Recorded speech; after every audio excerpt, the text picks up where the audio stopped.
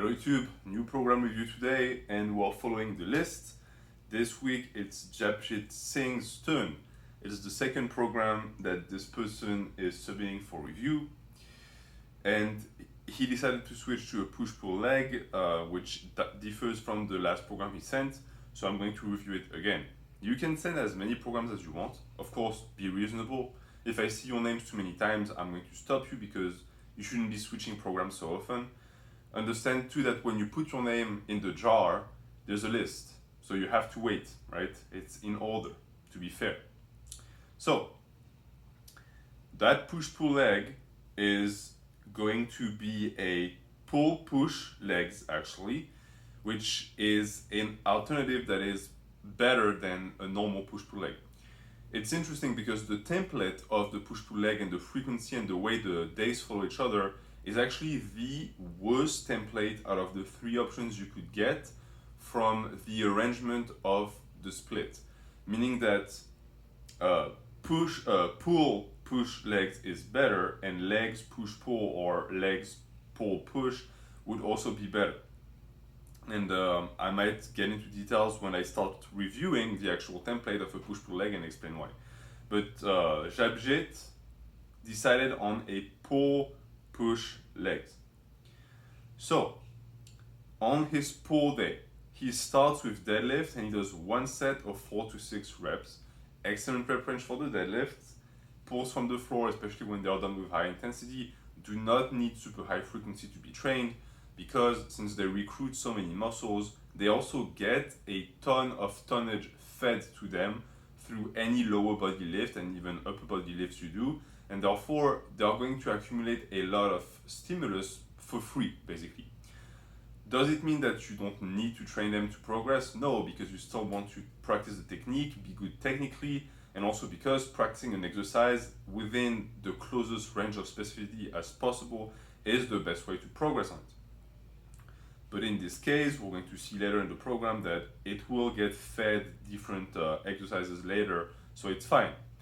And it's also going to help manage the type of fatigue that pulls from the floor, especially when done heavy, can produce. So 4 to 6 reps on the deadlift is great. It starts to be on the higher rep range, where mechanical failure can become an issue, but it's still great. I like this rep range, I'm not going to touch it. And in a pull day, opening with a heavy pull from the floor, regardless of the style, is pretty much the best type of strength work you can do. Because as he says, it works many different muscles. What does that mean? It means that it's going to warm up your entire body. I would argue that the one movement in terms of hip hinges that I would not really like to have follow a deadlift without doing some warm-up sets before would be a row, just because of the amount of elbow flexion that can potentially lead to a tendon injury if you just jump into heavy rows after deadlifts. Because with deadlifts, the arm is completely straight, or at least it should be. But that's the idea behind it. You accumulate a lot of tonnage in a movement pattern that is similar, and then the rest of the day is going to be focused on exercises that are less intense, but in the same style. We stay in the same vein of specificity. It's a split. That's the point of a split. Which is why someone who does deadlifts and triceps on the same day doesn't understand programming. Pendlay rows. So after that, Pendlays, 4 sets of 6 to 8, great rep range for the Pendlays. Rows, you want to be on a higher rep range. Pendlay rows are actually the toughest style of rows. And for me, a Pendlay, the issue with semantics too of lifting is that everyone has their own definition of things. For me, a Pendlay is any type of row that you do that is a dead stop and starts from the floor. That's a Pendlay. Anything else is a row. Right? A row where you have a negative and you pick it up at the end of the negative and you use the momentum to bring it back up, it's a row. We just call it that. Pendlays, you don't control the negative, you just let it fall basically, and then you start again. So he does Pendlay rows. He doesn't tell me exactly which grip. I always advise people, when you start Pendlay rows, you're going to start low, of course, because you're going to have to get used to it. Play around with your grip and see what activates what in your back, and also play around with what you touch. You can do Pendlay rows to your hips, you can do Pendlay rows to your belly button, you can do Pendlay rows to your solar plexus. I wouldn't advise people start doing it too high on the chest because you're going to get way too much shoulder flexion, and it can be dangerous. So he doesn't exactly precise here, but he does say that in his case, it heavily emphasizes the rhomboid. So I'm going to assume that it's a Pendlay row that is done lower. Because if you start touching around your solar plexus, you're going to get much more upper back involved. Traps, rear delts, which is the style I like personally. And also he says it's good for posture because of all the pressing. Yes, horizontal rows are great for that. That's actually one of the main reasons why they're good. In terms of movement pattern, totem poles, I think horizontal rows are fairly low. I don't think they are the most important thing you should be doing, but that's one thing that they're really good at. And they also reinforce proper posture for pulls, because if you do especially a Pendlay row and you do it proper, it means that you have a lot of hamstring flexibility and you have an ability to maintain a neutral spine, sometimes perfectly parallel to the floor, while pulling a weight. And that's a great skill to have, which is also why when I see rows, especially Pendlays in novice programs, I cringe because they already don't know how to pull from the floor with proper form. So why are you making them do a static version of the starting position of a deadlift, or even a starting position of the deadlift with an even deeper hip position that they will just not be able to do from a flexible and mobility standpoint. After that, pull-ups, 4 sets of 6 to 8. Okay, I usually tell people to do AMRAPs on pull-ups, but if you do pull-ups in higher rep ranges and you do them just shy of failure, that's fine. 6 to 8, because of the ability of the muscle in vertical pulls to get back to baseline, that's actually a great rep range as far as evolving rep ranges go, which is direct lat work. It's excellent. And pull-ups, same thing. What is that music outside? Play around with your torso angle and see what activates the lats the most. And when you start doing pull-ups, I advise you do half reps, where you don't overextend the arm, because I always see people do it and they basically disengage the lat completely and then they pull with their arms. You don't want that. And remember that the top portion of the pull-up is shoulder flexion. It doesn't really work your upper back. So unless you're training that as a skill, there's no point in trying to build your head above the bar at any cost. You're just wasting energy and you're losing your position and your grip. Okay, after that he does hammer curls, 3 sets of 8 to 12 for biceps and forearms. Okay, so back and biceps on a pull day makes sense. The Pendlays are going to have activated the biceps a tiny bit, the pull-ups too, and hammer curls are not the most invasive lift. You don't really have to warm up too much for it, so it's fine. Face pulls after that on a pull day, so it's an okay choice because it works the traps and the rear delts. 3 sets of 15 to 20, excellent rep range. That's pretty much the perfect rep range for face pulls. And then he says that it's for injury prevention and balance, which is great, because remember, just doing rows or just doing pulls might not develop your rear delt. If you're not built the proper way, or if you don't just use the proper form, you're not going to build it. So you're going to have an overemphasis of muscles on the middle and extreme oriental portion of the back, but nothing behind the shoulder. And that might, even if you have a proper posture and you're not kyphotic, it might lead to injury because it's a muscle imbalance. Face pulls are great for that. That's why it's a meme at this point. People tell you they're great because they're non-invasive, they're easy to do if you're not a complete idiot. They take 5 seconds to set up and you recover from them easy. So as far as that day goes, I like it because it's a heavy pull followed by a heavy horizontal row. After that, you do some vertical pulls, which are very important, and some isolation stuff. It's great, and I wouldn't dare call it minimalistic, but it's minimalistic in idea, which is great.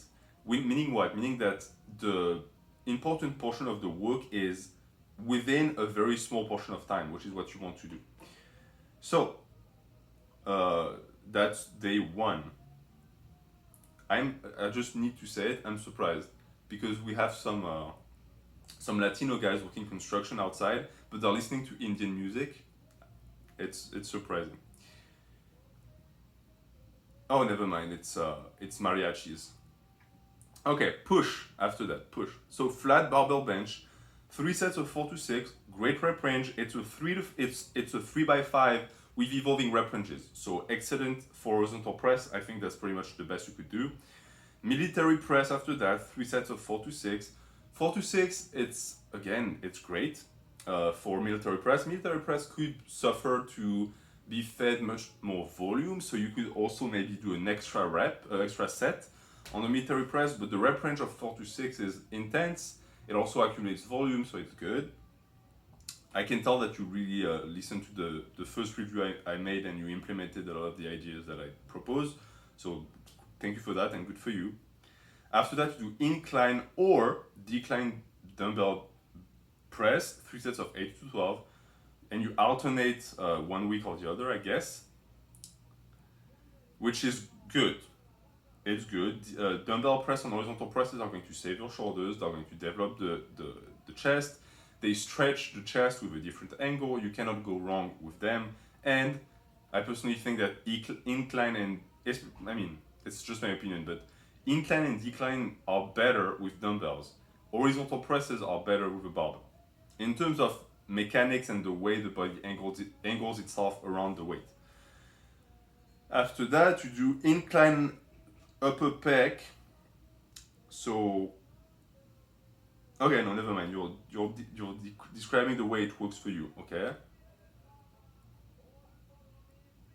Okay, great. Side lateral raises. 3 sets of 8 to 12.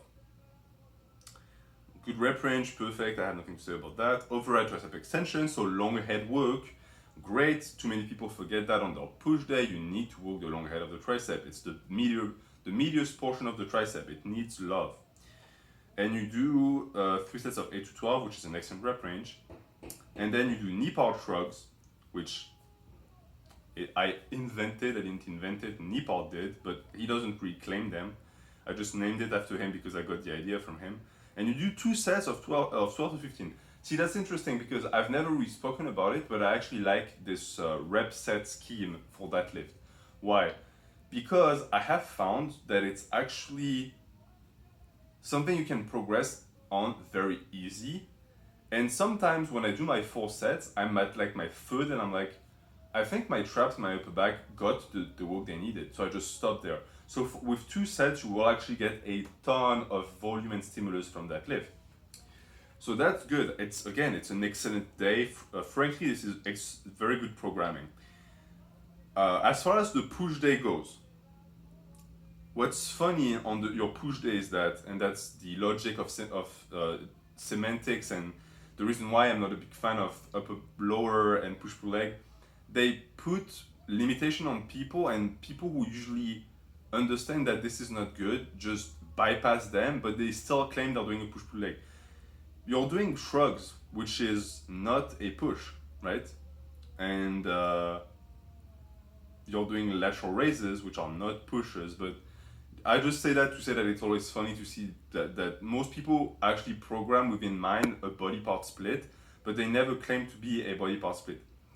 But of course, since you have a majority of push or pull, I understand where you're coming from, and also because it helps you assess the frequency in the most effective manner. So for that day, I like the exercise selection. You're going to get a lot of chest work.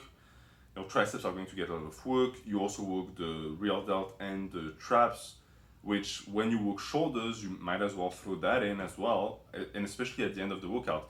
Keep in mind too that the traps stabilize the shoulders. So when you do a push day, you might not want to tire out the traps too much at the start. This is also why you will hear some powerlifters tell you that they don't like working back before a big bench day because they feel like it robs them from some stability on both horizontal and vertical presses. So good day. Okay, so let's look at the pull and the push and see what we could potentially superset. So, of course, deadlift on pull, you will not superset. Pendlay rows, I would also argue you shouldn't superset. Pull-ups and hammer curls shouldn't also be superset because it's the same. They're both reliant on grip. So I am not really a big fan on making you superset them. Same logic for the Pendlay rows. And then the face pulls. So pretty much what you would superset here is the face pulls and the arm curls, or the face pulls and the pull-ups, right? Because you don't want the pull-ups and the arm curls to exist within the same set. So it's going to have to be oriented around the face pulls if you want to have that superset full weight up. Other option is, if you decide to do your deadlift set, your one deadlift set, and then do back-off sets, you could superset the back-off sets with pull-ups, then do the Pendlay rows, then superset the arm curls with the pull-ups. That would save you some time if you want to add some extra tonnage and you want to get more hip hinge volume in. Eventually, it might be something that you might want to consider. Same logic if instead of the back-off sets of regular deadlifts, you do like a Romanian deadlift or a post deadlift, something that is just a variation of a hip hinge. On the push day, you're not going to superset the strength work on the flat barbell bench. You're not going to superset the military press unless you want to, and that's the same idea of the push-pull leg that I spoke about.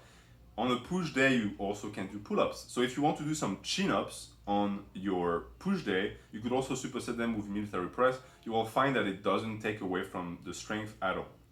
After that, incline or decline dumbbell bench is done in a what would be called a high volume rep range of 3 by 8 to 12.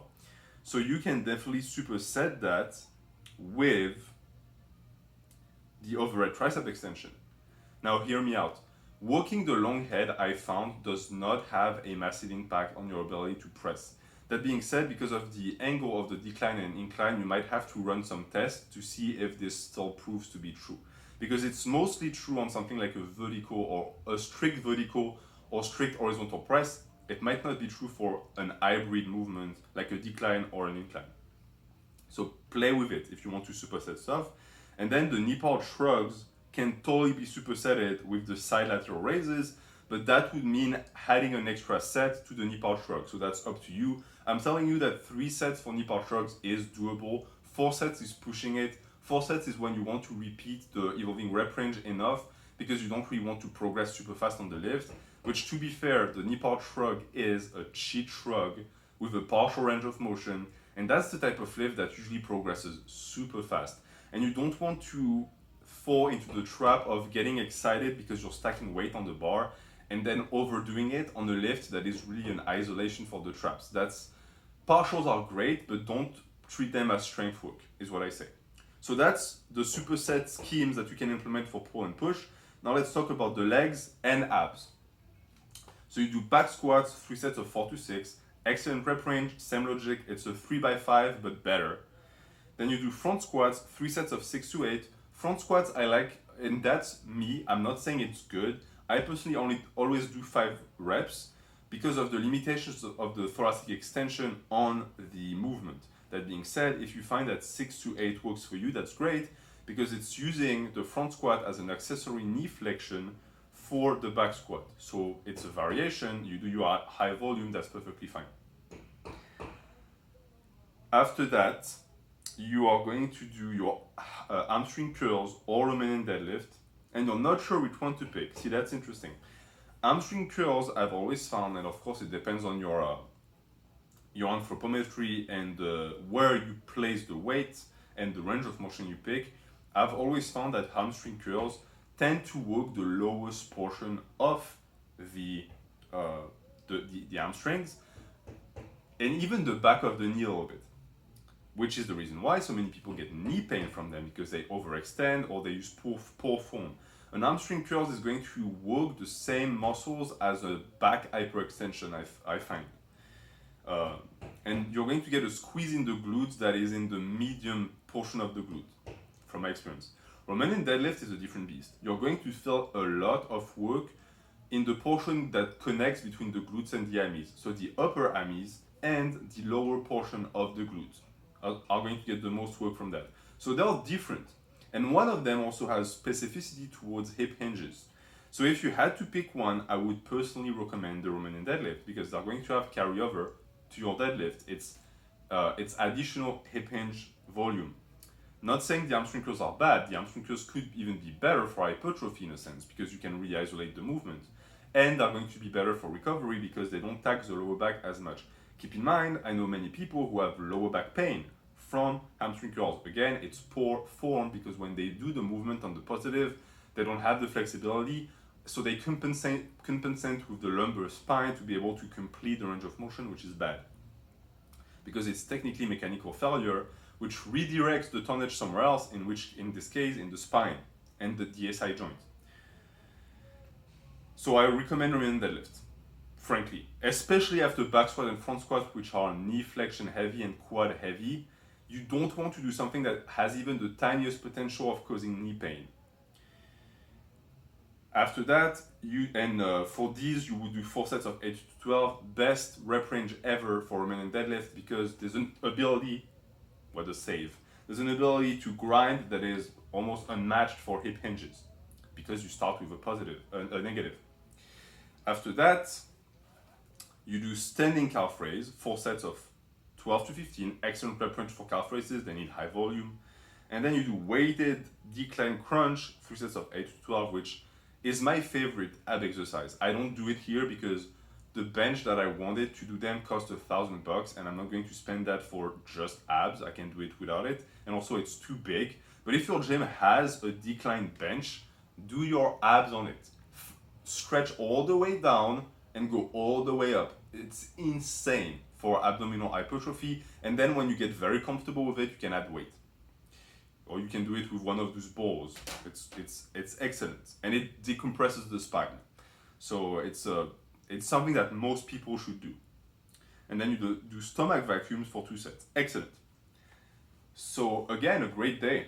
The rep ranges make sense. The volume and intensity mix makes sense. There's the presence of a strength hook at the start. And Japjit says that his aim is to strike a balance between hypertrophy and strength. And I think that's a good balance. As far as progression on strength, you should see your strength progress on something like this. And you want to run it indefinitely, which is a very important part of a program, and that there are no muscular imbalances. And if I remember from your first post, you have certain demands regarding volume, meaning that you don't want to overdo it because you have other activities and you don't want to burn out. Well, I think that you've pretty much nailed it. Because this is, and I said it at the start, this is minimalism done right. It's just what you need. Like, it strikes the perfect balance of, if there was just 15% more, I would tell you it's too much. If there was 15% less, I would tell you it's not enough for progression. But this is money right there. This is good programming. If you want to know what good programming is, check the description. That's a good program. And if you're looking for a push-pull leg that someone who is intermediate level can run, try it out because it's actually good. So as far as muscular imbalances, you could do more abs on pull and push if you wanted. You could do more vertical pulls on pull and push if you wanted. Those movements are not taxing on your body. They're not going to put the volume equilibrium out of whack. So that's one thing to think about. Same for calves if you want more calves, but those are just details. As far as the big muscle groups, your chest is going to get hit real good. You're going to get plenty of shoulder work. Traps are going to, basically, Nippard shrugs every 3 days is all you need for traps. Real talk. Especially because you already do deadlift and face pulls, you're going to see a lot of gains in your traps. You get plenty of knee flexion, so the quads are going to be big, the hamstring are going to be big, the glutes get a lot of work too, lower back too. Upper back, I don't see any problem with what you do. You do what you need for a complete development. You don't over focus on, I want to work that portion. You work it as a whole, and that's going to make it's going to make results happen. I would say that if you want to add some forearm work, you could, but that being said, you already do some hammer curls, you do some pulls, so the forearms will get worked. There is going to be a tiny bit, a tiny lack of biceps, and I think you've noticed that because you only do hammer curls really for biceps, and so you don't do any clear supination movement. But I think I remember you saying you don't like these, So I don't know. But if you want more arm work, on your push day, do neutral grip pull-ups if you don't like the supination. But the triceps, as I said, will get work. So I see nothing wrong with this program. This is a great program. So as far as, and I'm going to finish on that, I don't want to spend too much time on this, but as far as the frequency and the way you organize the split and the template of a push-pull leg, here it's a pull-push legs. So what is the logic behind it? The logic behind it is that you're going to have a day between the deadlift and the back squats. Now keep in mind, you might find, and some people find, that back squats, because they have more actual loading than a deadlift, some people like to do their heavy knee flexion. It depends on the way you approach it. Some people will like to do their heavy knee flexion days after they do their heavy deadlift. I'm one of them because deadlift is non-taxing for me. Knee flexions are. I cannot do heavy squats and 2 days afterwards do heavy deadlifts, but I can do heavy deadlifts and 2 days afterwards do heavy squats, if that makes sense. You, on the other hand, do the opposite because you do a push-pull legs, push-pull legs. So you're going to have that legs and pull day that follow each other. So you're going to do heavy deadlifts the day after heavy squats. So it depends on how much you're going to push the back squats on the 3 sets for 4 to 6.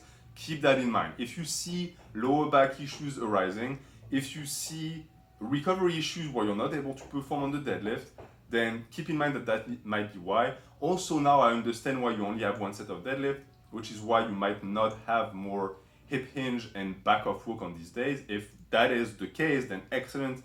If you would want to eventually put that volume in, remember you could do pull, push legs, rest, pull, push legs, rest, etc. The way you have it set up is pull, push legs twice and then rest, which is also good because you're going to recover from those 6 days. Just putting that in your mind so that if that happens, you know what to do. But for the rest, I like the setup, especially because you do a ton of volume on the push day, and because you're going to put that push in the middle of the template, you get more time to recover from it. So that's a good way to reorganize the push-pull leg. And if you want to learn more about how to play around with the push-pull leg template and what every single iteration does, their advantages and disadvantages, well, keep watching the channel because eventually I will make that video. That's it for today. I hope that it was informative. Japjit, if you post a comment, I will pin you. Have a great end of evening.